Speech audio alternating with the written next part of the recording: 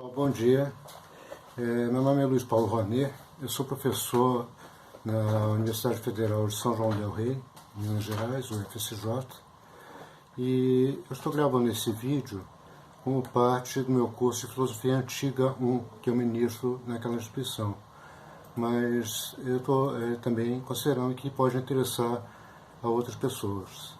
O conteúdo é sobre Tales de Mileto, no contexto, é uma explicação mais geral sobre os chamados pré-socráticos, os primeiros pensadores gregos. Então, eu vou dividir esse vídeo sobre Tales de Mileto em duas partes. Na primeira parte, eu vou fazer uma pequena introdução e, em seguida, vou expor alguns comentários clássicos. Tá? Na segunda parte, eu vou expor alguns comentários contemporâneos sobre Tales de Mileto. Tá bom? Então, começando, Tales de Mileto viveu entre 625 e 558 a.C., portanto, século VII e VI a.C. De ascendência fenícia, era natural então da cidade de Mileto, na Jônia, Ásia Menor, cidade famosa pelo florescente comércio marítimo e pátria também de Anaximandro e Anaxímenes. Floresceu pelo ano de 585 a.C., atingiu sua atividade máxima em 585 a.C. Segundo a tradição, é o primeiro físico grego, ou investigador das coisas da natureza como um todo. De suas ideias, no entanto, pouco se conhece. Não há certeza de que tenha escrito um livro. Também não se conhece fragmentos seus. Sua doutrina só nos foi transmitida pelos doxógrafos, aqueles autores que transmitiram a opinião dos antigos. A sua opinião mais famosa, transmitida pela tradição, é de que a água é o princípio das coisas. Tales, assim como quase todos os filósofos pré-socráticos, é ilozoísta, ou seja, que atribui vida e geração de vida à matéria. Considera-se que aí começa a filosofia porque, por precária que seja a explicação, a água ou o úmido aparece como o princípio unificador, o absoluto. É também a busca de um princípio que não seja mítico ou teogônico, isto é, que não tente explicar a origem das coisas, seja pelo mito, seja pela religião. Entre os comentários clássicos, Aristóteles, Platão e outros comentaram sobre Tales, mas eu vou me concentrar em dois do período moderno e contemporâneo, que são Hegel e Nietzsche. Como é comum entre os filósofos, cada interpretação procura destacar elementos que mais se aproximem de suas próprias filosofias. Este aspecto é mais patente nos comentários de Hegel. Veja-se, por exemplo, o seguinte trecho. A proposição de Tales de que a água é o absoluto, ou, como diziam os antigos, o princípio, é filosófica.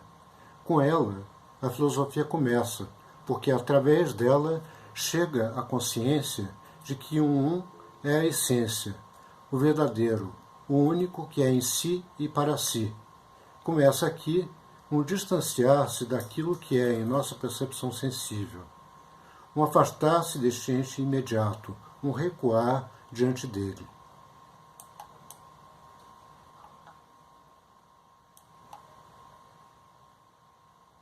Nos termos de Hegel, começa aqui uma passagem do em si em direção ao para si, ou seja, passa de um momento em que, com a religião e com o mito, simplesmente há ou existe um pensamento, ainda que não na forma filosófica que assumiria depois, para a reflexão, ou seja, para um pensamento que se afasta do imediato e do empírico para pensar a respeito deles.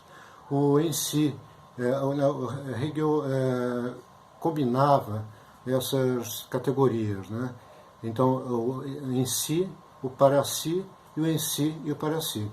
O em si é aquilo que apenas é, que não tem consciência da própria existência, do seu lugar no mundo.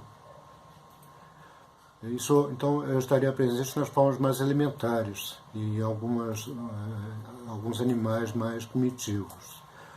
No segundo momento, para si, já há uma consciência, por assim dizer, de si como estando no mundo. Né? Então, para si. E é o terceiro momento, o em si e para si, quando além de ter essa consciência, presença, há uma reflexão, há um recuo, um distanciamento em relação à própria existência.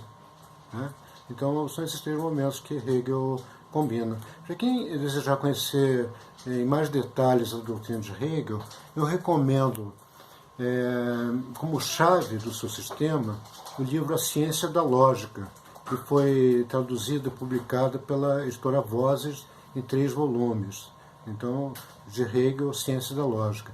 E, em segundo lugar, um curso do Charles Taylor, chamado Hegel, e publicado pela editorial Realizações.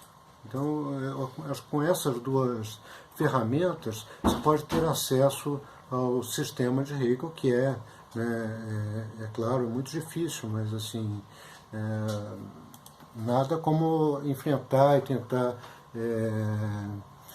verificar isso por si mesmo. Né?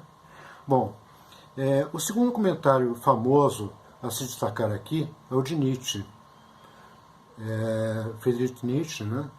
Filósofo que viveu na segunda metade do século XIX, morreu em 1900, né?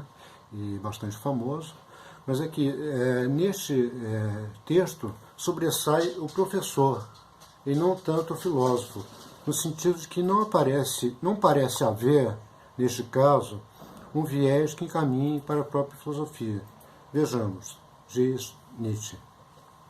A filosofia grega parece começar com uma ideia absurda, com a proposição: a água é a origem e a matriz de todas as coisas.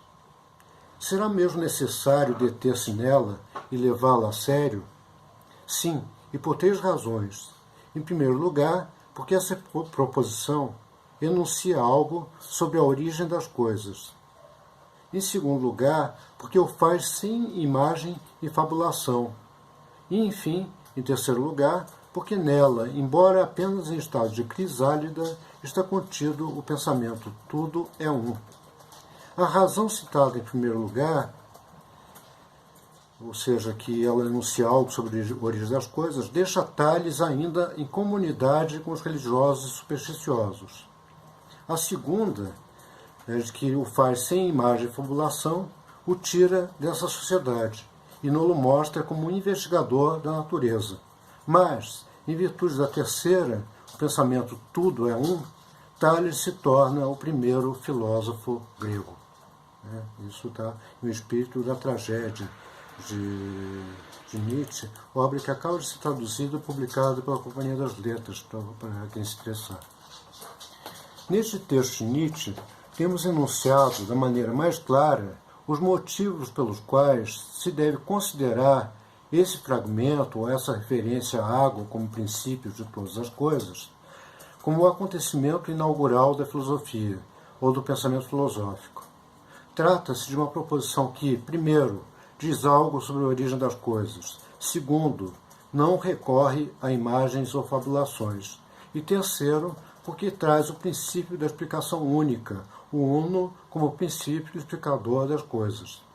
Esta é uma atitude mental que, ao que parece, não ocorreu antes em outro lugar do que na Grécia do século VII, VI a.C., e certamente não desta forma, ou seja, a busca de um princípio de explicação racional.